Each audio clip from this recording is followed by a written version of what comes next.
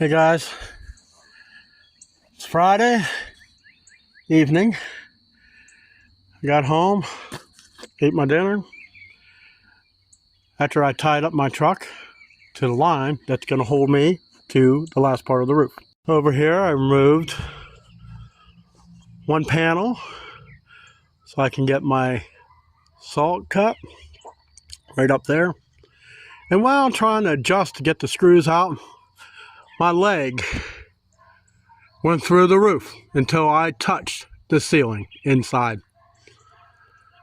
So, made all my waffle cuts. So, instead of trying to dig through one big sheet, I want to break it up into smaller pieces. I think it will be a little easier. One thing I need to do is, I got to break free this valve a little bit. I got a screw here and probably a screw up here I got to get out. Yeah, there's two screws I got to get out, and that should lift up this way to where I can get underneath. Now, I only had to remove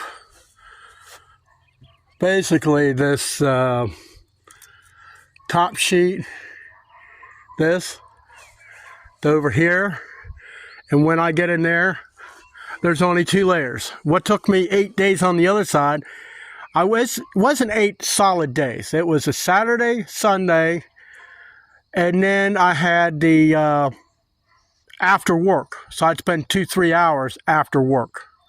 So it wasn't a full 8 days. I didn't even add up the hours. I just know, well, if you've seen the video, you understand. This side, I know from here, straight up, all the way, it's going to have to take all new wood. Over here, I don't know. Now, when I was taking up the metal, Carpenter ants came out to give me a visit. Now, if you've seen that termite Carpenter ant killer, put it in a spray bottle, sprayed it, everything died. So that's it for this video. I'll see you in the next one.